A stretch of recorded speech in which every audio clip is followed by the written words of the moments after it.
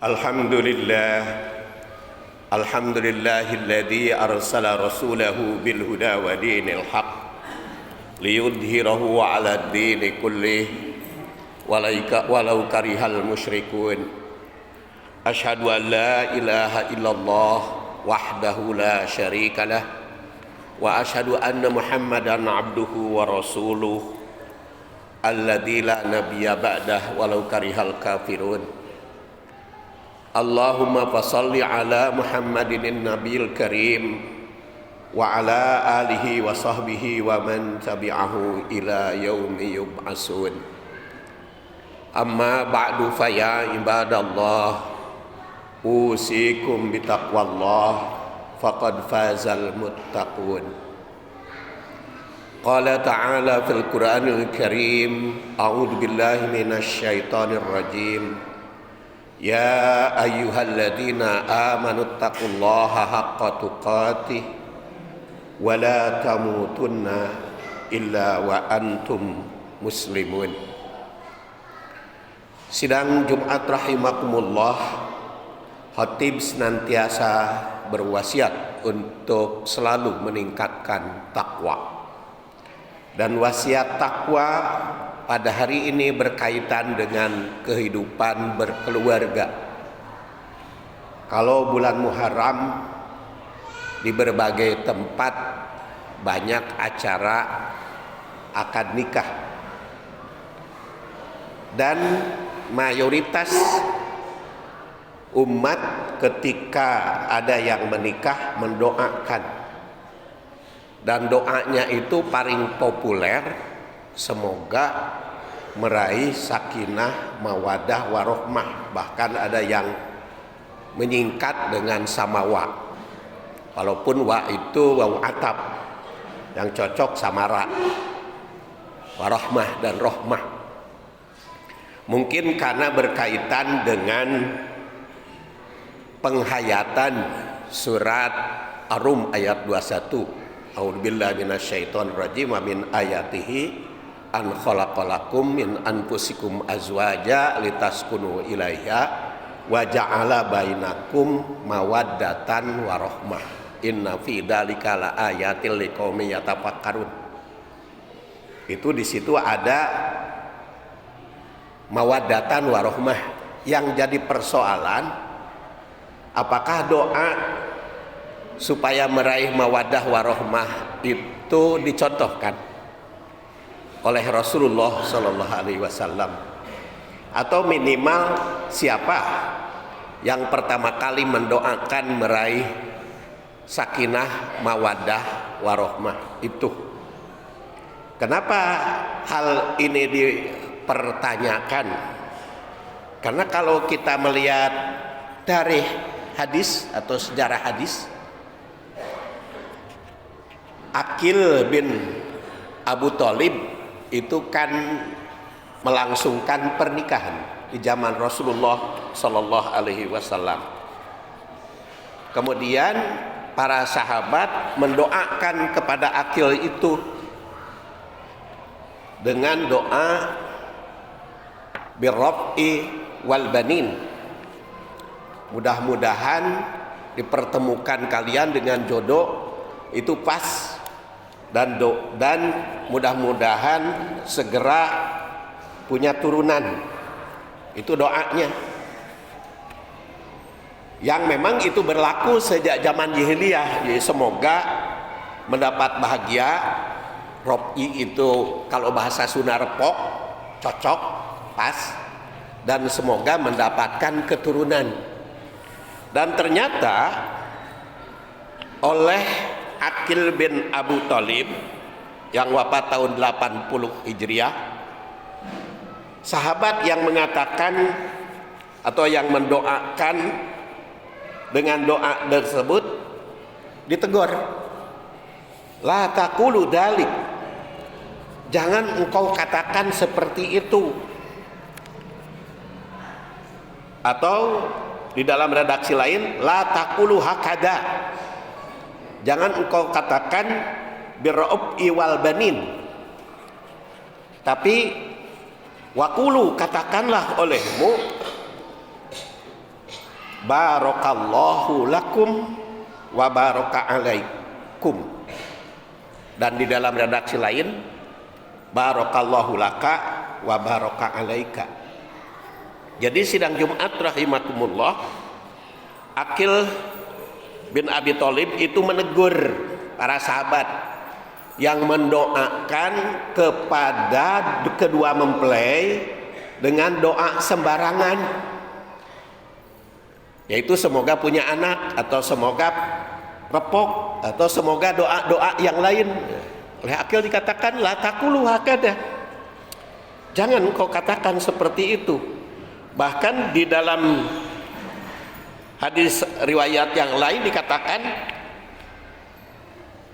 qad nahana andalik, Rasulullah SAW telah melarang doa macam-macam kepada kedua mempelai itu. Itu hadis riwayat Ahmad yang wafat tahun 241. Yang benar itu adalah barakallahu laka wa baraka alaik wa jama'a bainakuma fi khair, atau barakallahu lakum wa baraka alaikum wa jama'a bainakuma fi khair. Sidang Jumat rahimakumullah, jadi wajar kalau saya bertanya, dari mana asal usulnya kita mendoakan kepada kedua mempelai semoga sakinah, mawaddah, dan rahmah? Karena ternyata doa apapun bentuknya atau sifatnya ditegur oleh sahabat Rasulullah yang bernama Aqil bin Abi Thalib, karena kata beliau Rasulullah telah melarang kita dengan doa apapun kecuali dengan barakallahu laka wa baraka alaika wa jama'a bainakuma fi khair.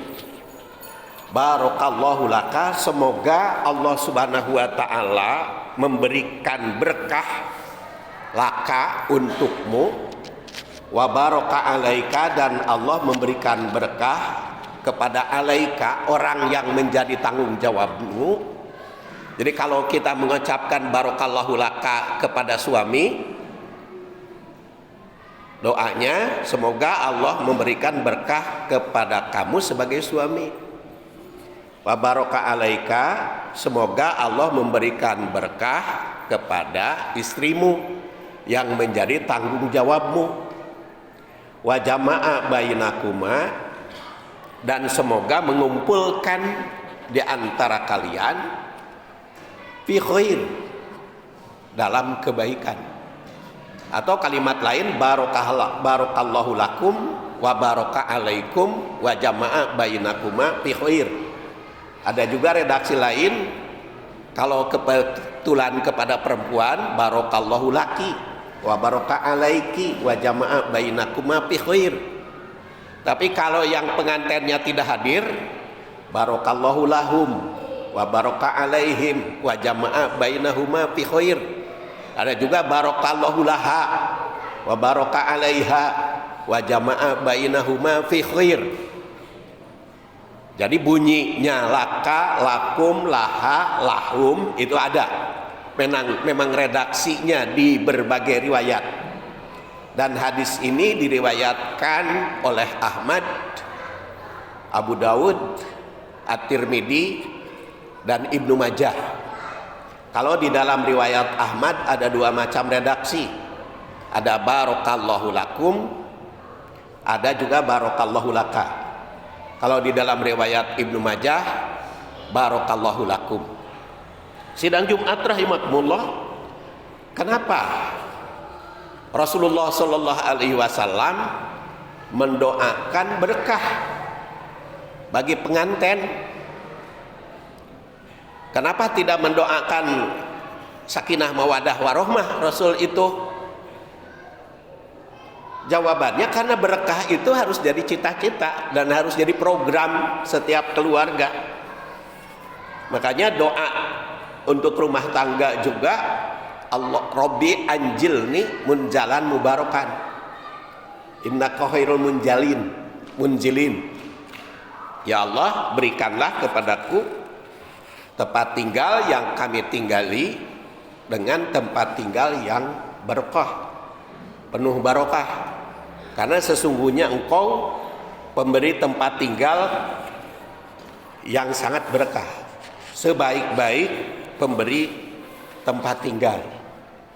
Dan Rasul juga sering mendoakan umat untuk mendapatkan berkah, kepada yang mau berperang, kepada yang mau berjuang, kepada yang mau berniaga. Pagi-pagi dia pergi, maka Rasul berdoa, Allahumma barik li ummati fi bukuriha. Ya Allah, berkahilah umatku di pagi ini. Jadi berkah. Itu hadis riwayat Ahmad. Kemudian juga ketika Rasulullah Shallallahu Alaihi Wasallam mau makan, Allahumma barik lana, berkahi kami, fihi warzuqna khairan minhu, atau Allahumma barik lana bima razaqtana waqina adzabannar, dan doa-doa yang lain. Sidang Jumat rahimakumullah. Jadi wajar kalau Rasulullah SAW itu mendoakan keberkahan. Apa itu berkah? Pengertian sederhana, berkah itu atau barokah itu adalah ziyadatul khair alal khair, bertambahnya kebaikan di atas kebaikan. Itu barokallahu laka. Kemudian kalimat wa baraka alaika, semoga Allah memberikan berkah kepada orang yang menjadi tanggung jawab. Dan ini mengingatkan kepada kedua mempelai bahwa begitu Anda menikah, kedua mempelai punya tanggung jawab. Dan tanggung jawab itu berkaitan dengan hak. Semakin banyak hak yang dituntut, semakin berat tanggung jawab. Makanya kalau ingin ringan di dalam rumah tangga tanggung jawabnya, ringankan hak yang diambil. Kalau kita banyak tuntutan hak, maka banyak juga tanggung jawabnya. Karena antara hak dan tanggung jawab itu selalu seimbang. Makanya di sini dikatakan alaika atau alaikum atau alaihim, tanggung jawab.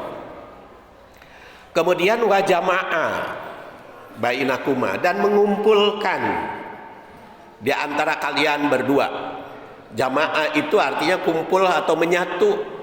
Karena kita ketahui di dalam pernikahan itu antara dua mempelai otomatis berbeda latar belakangnya.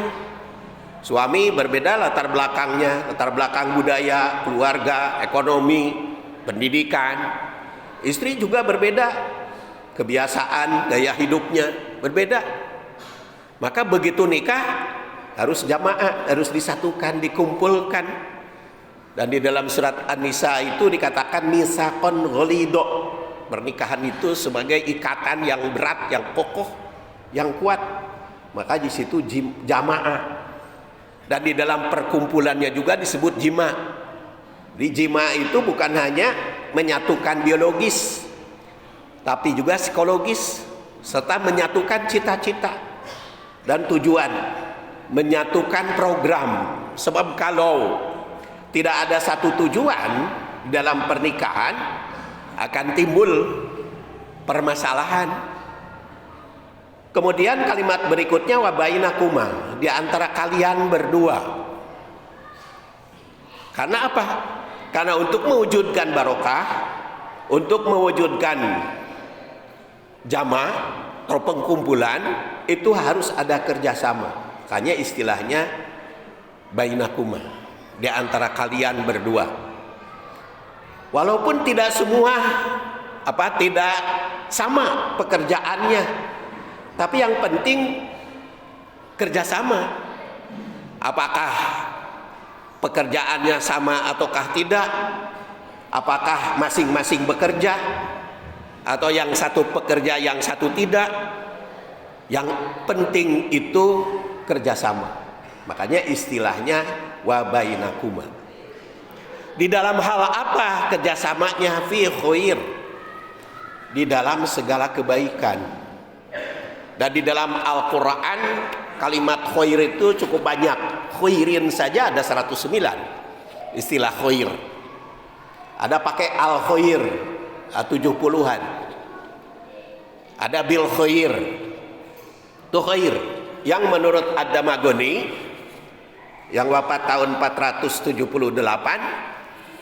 salah satu pengertian khair di dalam Al-Quran itu tidak kurang dari 8 macam.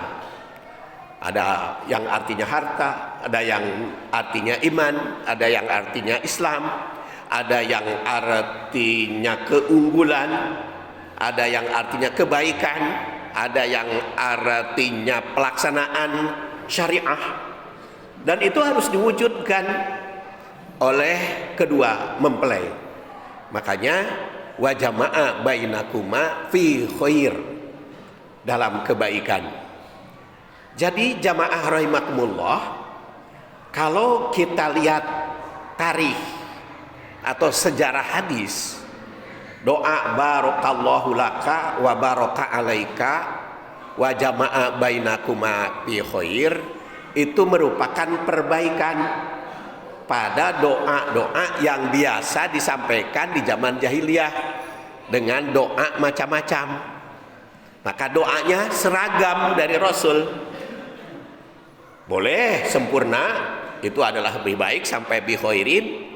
Tapi kalau hanya barokallah juga nggak apa-apa. Seperti Rasul kepada Abdurrahman bin Auf ketika beliau menikahi dengan salah seorang wanita Ansor. Kemudian diketahui oleh Rasul di pagi-pagi, kenapa ada merah-merah di lehermu? Maka kata Abdurrahman, ya Rasulullah, qad nakahtu, aku baru menikah. Maka Rasulullah SAW bersabda, barakallahu laka, aulim walau bisyatin. Kalau begitu berkah bagimu, dan berwalimahlah walaupun dengan hanya menyembelih seekor kambing. Jadi jelas doa barakallahu laka wa baraka alaika wa jama'a bainakuma fi khair itu merupakan koreksi pada doa-doa yang biasa disampaikan zaman jahiliyah dengan aneka ragam doa. Maka kita seragamkan doanya dengan doa tersebut. Ghafarallahu li walakum walhamdulillahirabbil alamin.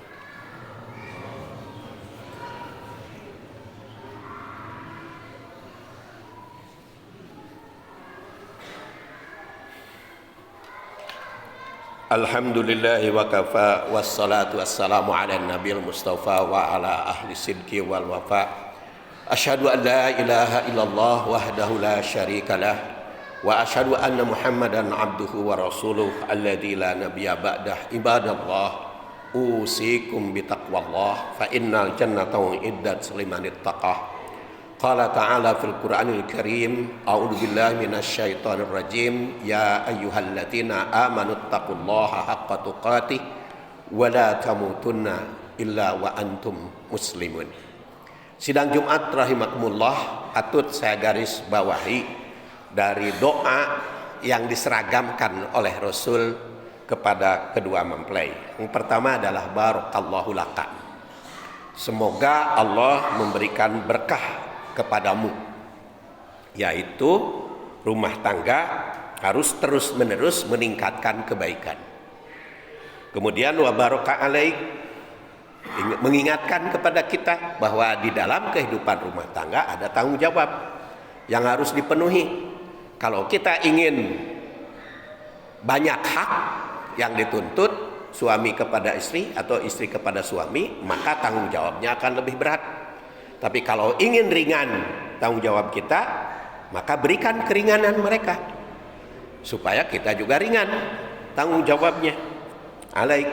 Kemudian wa jama'a, kalimat yang ketiga, mengumpulkan bahwa pernikahan itu merupakan penyatuan yang asalnya berbeda. Maka satukan cita-cita, satukan program, khususnya bainakuma dalam penyatuan kerjasama. Makanya disebut di situ wa bainakuma. Dalam hal apa kerjasamanya? Yaitu fi khair, di dalam meraih kebaikan. Yang meraih kebaikan itu tidak kurang dari 8 macam maknanya. Mudah-mudahan pernikahan kita meraih barokah. Allahumma salli wa sallim wa barik ala Muhammadin wa ala alihi wa sahbihi ajma'in.